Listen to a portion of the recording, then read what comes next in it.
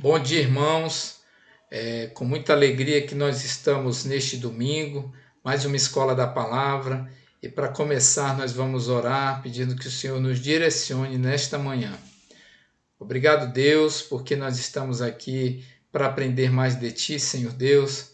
Esteja direcionando, Pai, tudo que vai ser falado aqui nesta manhã, que tudo possa, Senhor Deus, vir de Ti, Pai. Vem nos orientar a cada dia, vem nos ensinar, porque nós sempre temos o que aprender na Tua palavra, Pai. Que tudo seja feito para a Tua honra, a Tua glória e o Teu louvor, Pai. Obrigado pela vida e esteja abençoando, Pai, cada irmão que está assistindo, que está dedicando esse tempo, Senhor, para aprender mais da Tua palavra. Acrescenta, Senhor Deus, sabedoria, acrescenta conhecimento, Senhor Deus, acrescenta, Senhor, capacidade para que nós consigamos guardar também tudo aquilo que vai ser ensinado nesta manhã. Muito obrigado, Deus, permanece conosco, em nome de Jesus, amém. Então, irmãos, o pastor Eliel e a pastora Janete, então, há 2 domingos já, vem tratando sobre ética cristã. Nessa manhã nós vamos tratar mais um pouco, num outro aspecto, mas para começar, a gente entende, como foi falado pelo pastor Eliel, também pela pastora Janete, a ética cristã é aquela ética que a palavra de Deus vai nos ensinar. Então, aquilo que vem da palavra de Deus, a gente entende que existe a ética do mundo, que é aquela ética do que é correto, do que é certo, mas nós entendemos que a ética cristã é aquela que vai ser amparada, que vai ser trazida, ensinada, que vai fluir da palavra de Deus. Então, ética cristã é aquela que vem da palavra de Deus, Deus nos ensinando o que é ser ético de acordo com a palavra dele. Então, nós vamos começar nosso assunto nessa manhã. Ele é a ética cristã e o planejamento familiar. É um assunto muito importante que a gente vê, a gente tem que entender como ligar essa ética, aquilo que a palavra nos ensina, com o planejamento familiar. É um assunto muito discutido, muito debatido. De vez em quando vemos reportagens na televisão, alguns países superpopulosos querendo limitar a quantidade de filhos, como é que nós pensamos, como é que o crente deve agir, o que a palavra de Deus fala sobre isso. Esses aspectos que nós vamos abordar nesta manhã, nessa escola da palavra. E para conseguirmos isso, nós temos o nosso objetivo geral, que é conscientizar a respeito da importância do planejamento familiar. Como é importante esse planejamento, E os objetivos específicos, que são apresentar o conceito geral de planejamento familiar, compreender o que as escrituras sagradas dizem a respeito do planejamento familiar e discutir a ética cristã e o limite do número de filhos. Então é importante, Porque até quando nós vamos aconselhar, sejam ali nossos parentes, nossos filhos ou algum conhecido, Muitas vezes nós somos até impactados com aqueles que dizem: eu não quero ter filho, por isso e por aquilo eu não quero ter filhos. Então a gente vê assim que são assuntos desafiadores, a gente pode dizer assim, mas que nós temos que entender, segundo a palavra, para que possamos expressar algum pensamento, alguma ideia, claro, baseado na palavra, porque nós estamos falando da ética cristã. Nosso versículo base está lá em Salmo 127:3, que diz assim: eis que os filhos são herança do Senhor, e o fruto do ventre o seu galardão. Filhos, herança do Senhor. E aqui nós vemos essa foto, muitos filhos, grande herança desse casal. E o nosso galardão. Então nós até nos admiramos quando nós vemos, pessoas falando que não querem ter filhos. São assuntos assim que tem que ser tratados, âmbito família, com os nossos filhos também, e com aqueles que nós podemos aconselhar, É importante sim ter o filho. A palavra de Deus fala que os filhos são a nossa herança, a herança que o Senhor nos dá para nós cuidarmos. Então vamos prosseguindo. o conceito geral de planejamento familiar.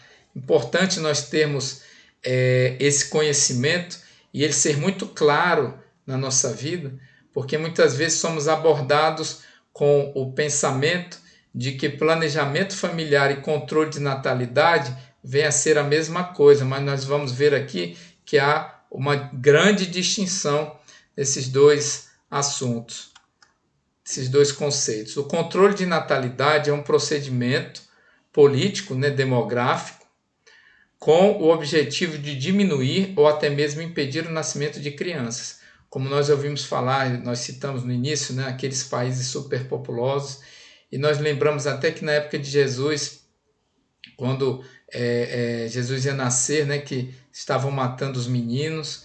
Então, tudo isso para um controle de natalidade, e nós vemos assim que é muito diferente o conceito disso para o conceito de planejamento familiar. Já o planejamento familiar, ele busca instruir a paternidade e a maternidade, responsável. Trata-se de uma decisão voluntária e sensata por parte dos pais, quanto ao número de filhos que possam ter com dignidade. Então nós vemos assim, são conceitos totalmente diferentes, que às vezes, se não temos essa distinção, nós fazemos confusão, expressamos nosso pensamento de maneira errada. Não existe, no conceito de planejamento familiar, a ideia de impedir o nascimento de crianças, mas existe sim a ideia de que essas crianças nasçam com dignidade. Então, o planejamento fala ter filhos com dignidade. Já o controle de natalidade fala em nós impedirmos o nascimento de crianças, limitarmos, e assim impedirmos o nascimento das crianças. É um conceitos, os dois, muito importantes para que a gente possa, muitas vezes, expressar a nossa opinião. O que as Escrituras, a palavra de Deus, fala sobre o planejamento familiar? Ela fala que, nós vamos ver, o conceito de família, nós entendemos, com a criação do homem e da mulher, e logo após essa criação foi determinado assim, que Deus os abençoou e lhes disse: sede fecundos, multiplicai-vos, enchei a terra e sujeitai-a. Dominai sobre os peixes do mar, sobre as aves do céu e sobre todo o animal que rasteja pela terra. Gênesis 1, 28. Então a família, o conceito a gente entende, homem e mulher, e depois já vem o conceito de filhos, a procriação. Vamos multiplicar, ser fecundos. Então é interessante a gente ver que lá desde o início da Bíblia, essa procriação da espécie, ela é citada por Deus.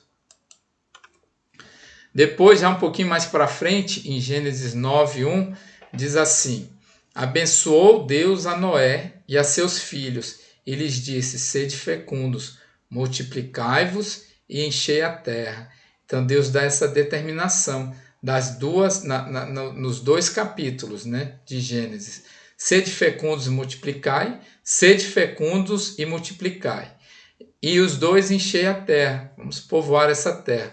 A procriação da espécie, então ela é abordada dessa maneira, desde o início da Bíblia. Nós já vemos que Deus está falando sobre essa procriação da espécie. Mas nós devemos reparar, como observação, que Deus, em um momento, ele fala sobre a quantidade de filhos que deveriam ser gerados. Ele fala assim, multiplicar, sede fecundos, encher a terra, mas não fala a quantidade de filhos. Então esse conceito de quantos filhos devemos ter, segundo a Bíblia, ele não existe, irmãos. Devemos ter isso sempre em mente, porque em nenhum momento foi falado. Deverá ter 2 filhos, deverá ter somente um filho. Então esse conceito, segundo a Bíblia, não existe. O planejamento familiar no Antigo Testamento. Então nós estamos vendo na Bíblia, já que estamos tratando de ética cristã, como é que ela aborda essa ideia de planejamento familiar, de procriação, de filhos, quantidade.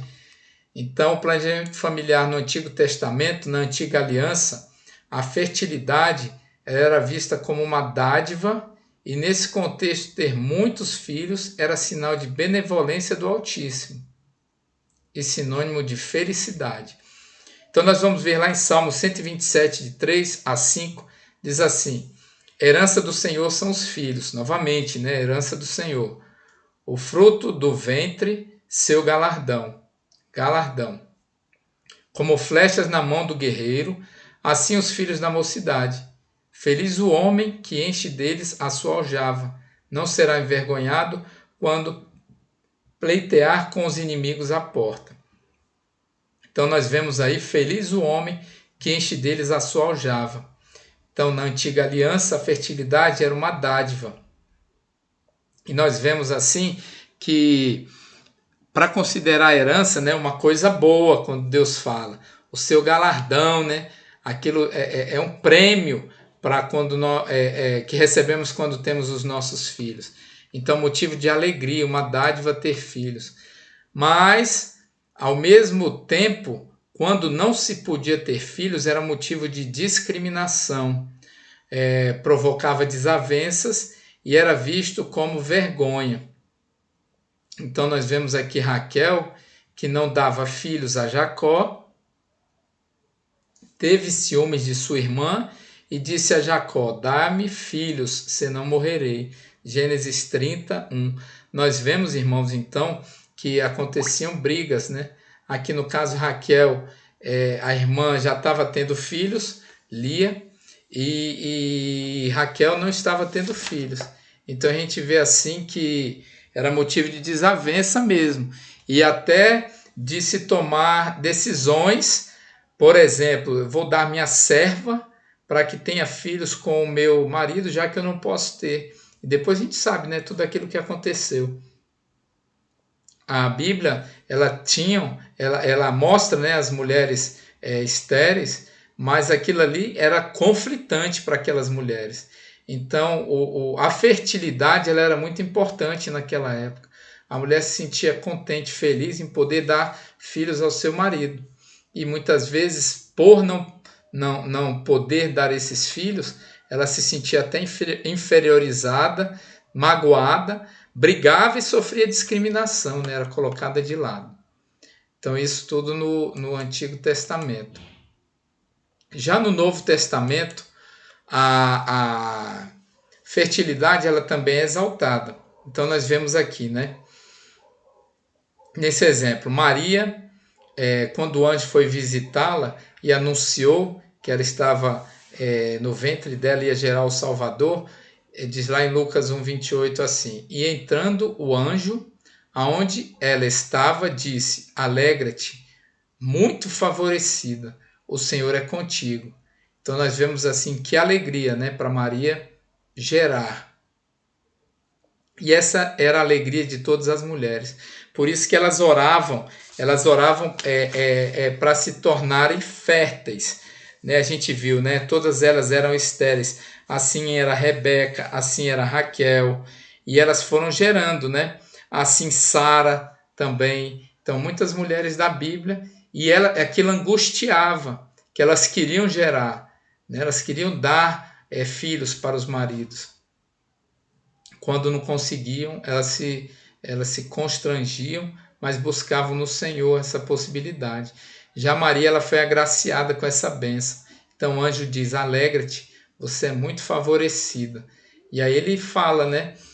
Você está esperando e vai gerar o Salvador. Já Isabel gerou um filho, João, o Batista. A Isabel cumpriu-se o tempo de dar à luz e teve um filho. Também Isabel, né, a prima de Maria, ela gerou esse filho. Está lá em Lucas 1,57. Então, a nova aliança, a fertilidade, ela também era exaltada. Né? Ela era mostrada na palavra de Deus, porque era um motivo de muita alegria. Ainda no Novo Testamento, nós vemos que Maria, após o nascimento de Jesus, gerou ao menos 4 filhos e 2 filhas. Por que isso? Está lá em Mateus 13, 55 e 56. Está escrito o seguinte: não é este o filho do carpinteiro? Não se chama sua mãe Maria e seus irmãos Tiago, José, Simão e Judas? Não vivem entre nós todas as suas irmãs? Então é mais de uma, né? Supomos. De onde vem, pois, tudo isto?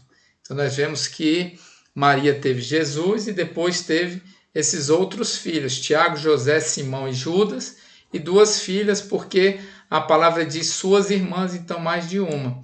Mas nós devemos entender que tanto o Antigo quanto o Novo Testamento, né, nos dois, nós vemos a intervenção divina, né, quando a gente falou de todas aquelas mulheres estéreis, ali nós vemos a intervenção divina, porque elas demoravam a ter filhos, né, como nós vimos no caso de Sara. Sara demorou muito, e a Bíblia diz, né, lá em Gênesis 21, 2, que ela deu à luz um filho a Abraão já na sua velhice, mas no tempo determinado. Diz assim em Gênesis 21, 2.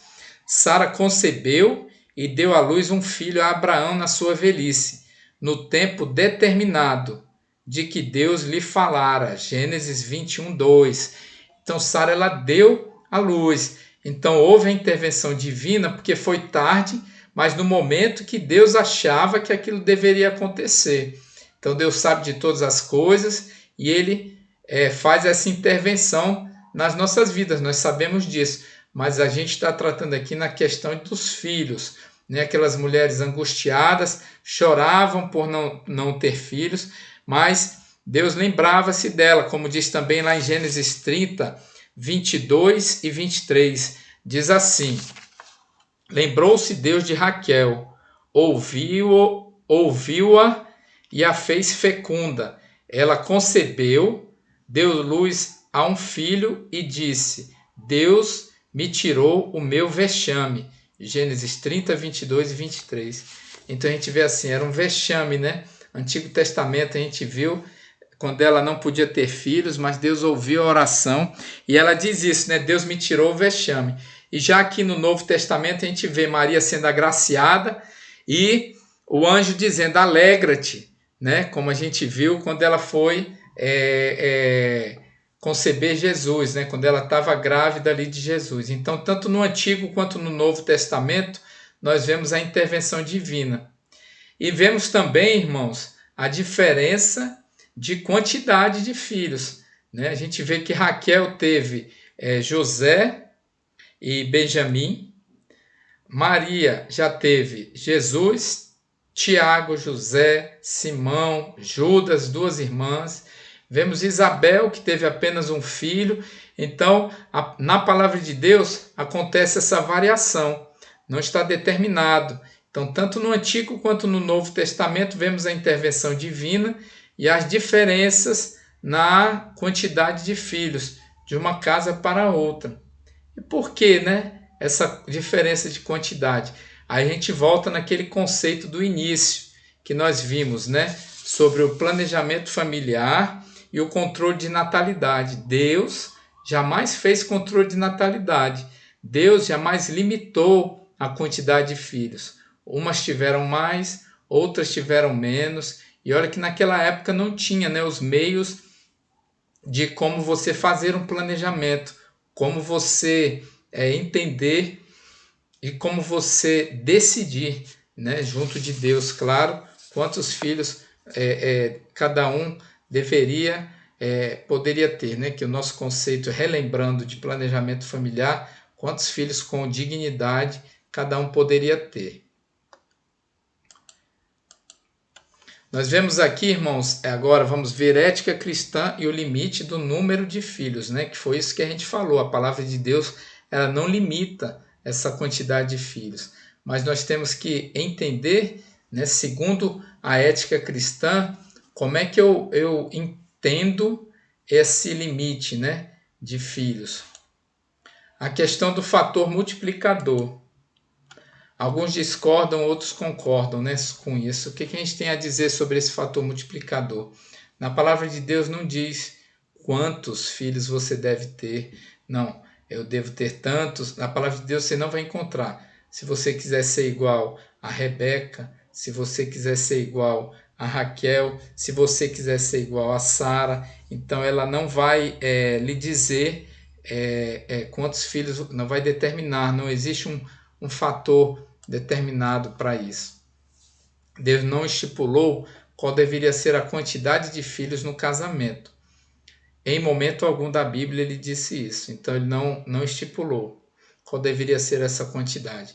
Portanto, o mandamento de multiplicar, ele é cumprido quando o casal gera um filho, já começa a multiplicar, porque onde eram dois, passou, né? Onde eram dois, agora são três. Então esse fator multiplicador, ele não existe, né, na palavra de Deus, mas existe a ordem, né, para nós multiplicarmos, procriarmos. Então nós devemos entender dessa maneira, mas não existe nada fixo de quantos filhos cada casal deve ter.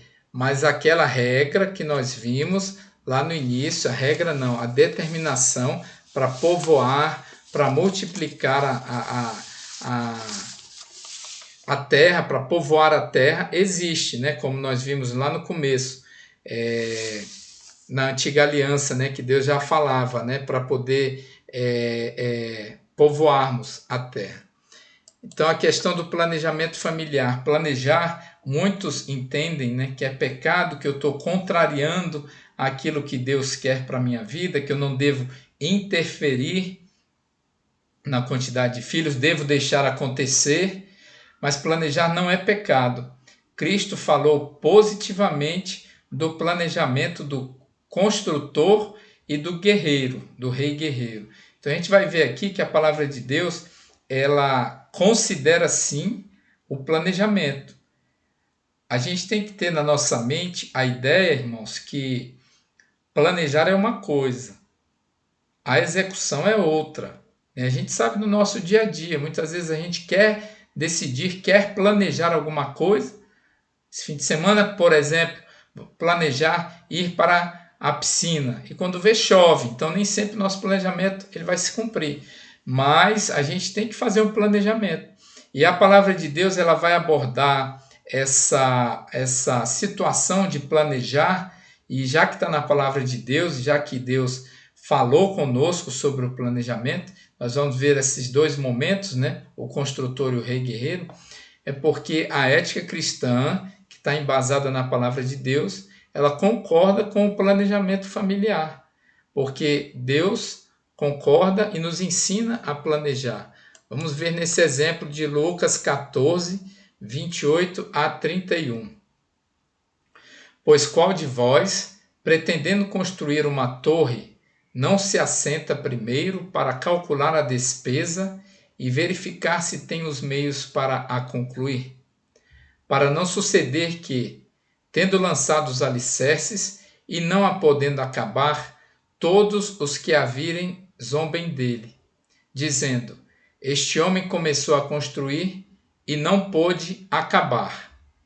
Ou qual é o rei que, indo para combater outro rei, não se assenta primeiro para calcular se com 10.000 homens poderá enfrentar o que vem contra ele com 20.000 homens?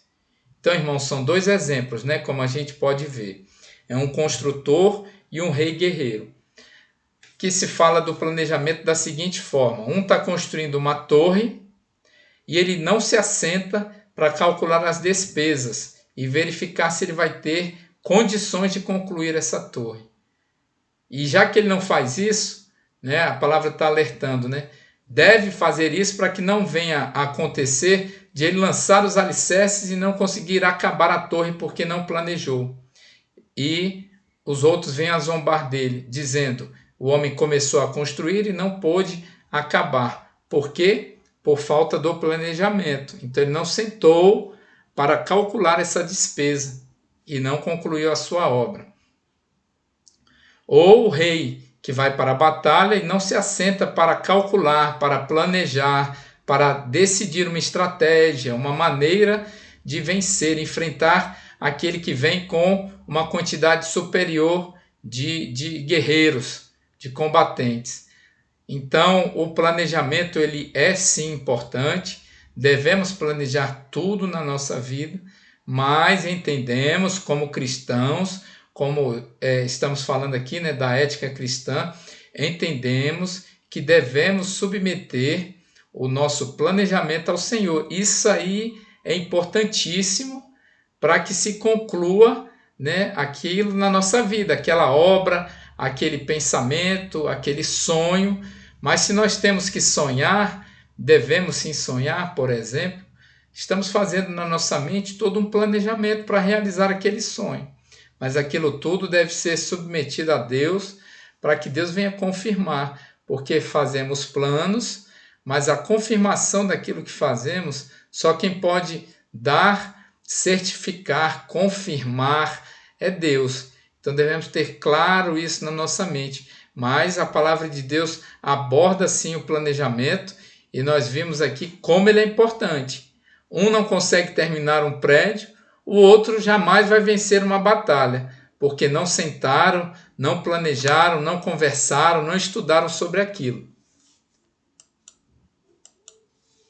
Irmãos, estamos chegando aqui na conclusão e eu espero que os irmãos tenham entendido, né, essa visão sobre o planejamento familiar. Ele é um assunto bem complexo, como a gente falou, mas aqui na conclusão nós vamos poder fechar algumas ideias importantes para que a gente possa, como eu já disse, né, sempre podemos ajudar os outros, sempre podemos aconselhar os outros. Então eu considero assim que a escola da palavra ela tem essa importância de que nós podemos sim ser disseminadores desses ensinamentos que nós temos aprendido, né? São tantos ensinamentos valiosos. Quando não aplicamos na nossa casa, aplicamos sim nas outras pessoas, sejam familiares, sejam conhecidos, porque a gente nunca sabe o problema, né? A situação que nós vamos encontrar. Então, aqui na nossa conclusão, nós vemos que o cristão que consulta o Senhor e aceita a vontade de Deus na limitação do número de filhos é abençoado em toda a esfera de sua família. Nós já vamos ver um versículo um capítulo que trata sobre isso. Mas vamos entender então o que está sendo dito aqui. Consultar ao Senhor e aceitar a vontade de Deus na limitação do número de filhos. Irmãos, Deus tem que decidir tudo na nossa vida, né? Essa é uma ideia já batida bastante. Então, tudo que nós formos fazer, devemos buscar a orientação de Deus. Então, no momento de decidirmos, né, de planejarmos a quantidade de filhos que vamos ter, nós devemos submeter o nosso planejamento à vontade de Deus, consultar o Senhor, colocar diante dele aquilo que estamos pensando de filhos e deixar que Deus decida. E aí vem outra parte muito importante, aceitar a vontade de Deus. Devemos aceitar. Então a gente sabe que muitas vezes é difícil aceitar a vontade de Deus, mas devemos sim aceitar, sabemos que devemos. E com relação à quantidade de filhos, isso não é diferente. Devemos aceitar e consultar o Senhor para decidirmos sobre os nossos filhos. E assim nós vamos ser abençoados em toda a esfera da nossa família. Olha esse Salmo 128, de 1 a 6, que diz assim: Bem-aventurado, feliz é aquele que teme ao Senhor e anda nos seus caminhos. Do trabalho de tuas mãos comerás, feliz serás e tudo te irá bem. Tua esposa no interior de tua casa será como a videira frutífera, teus filhos como rebentos da oliveira, à roda da tua mesa.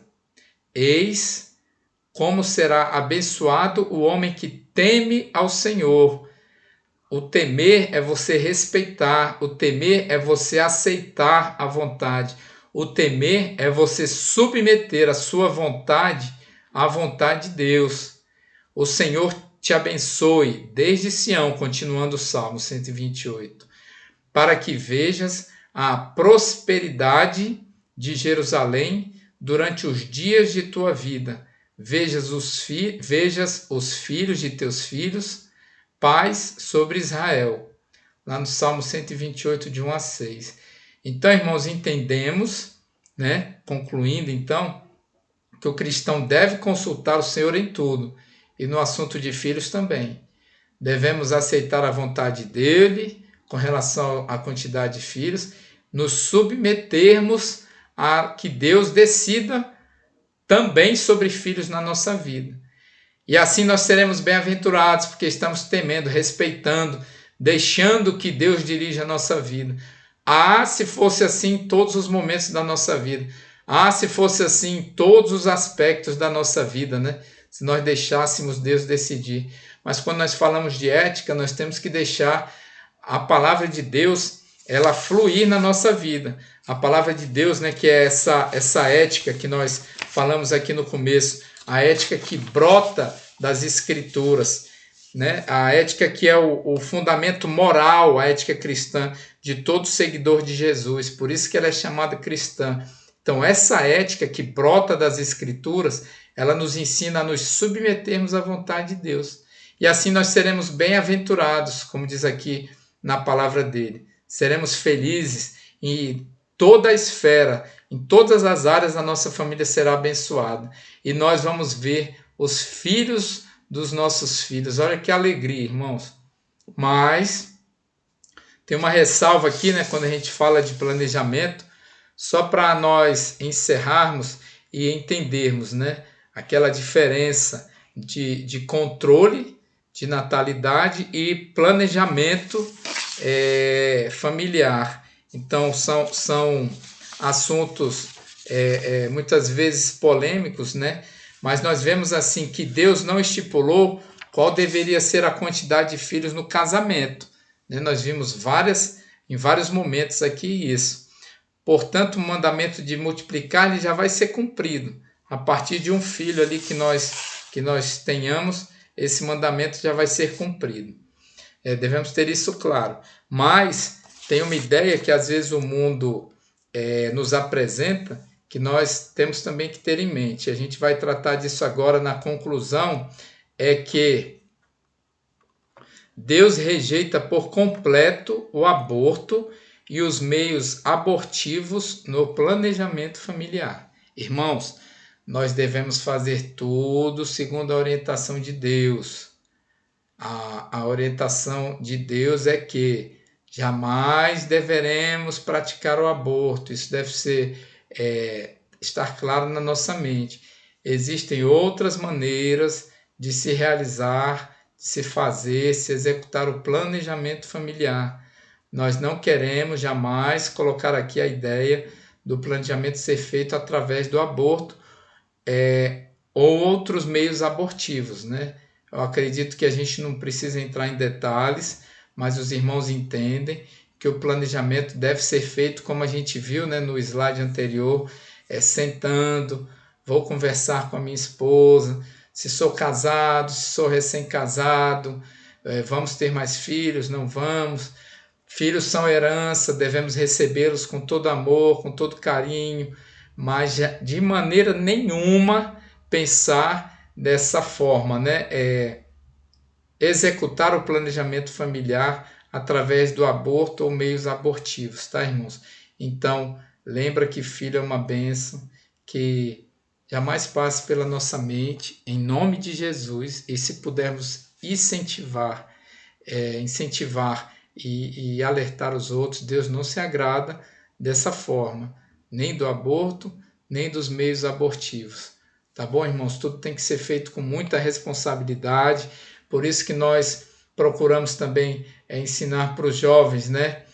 Não venha fazer aquilo que você venha se arrepender, não venha pular etapas no seu namoro, venha fazer tudo de maneira correta, de maneira adequada, no momento certo, tudo com planejamento. Eu quero me casar para depois ter filhos, eu quero ter um trabalho primeiro para criar meus filhos com dignidade.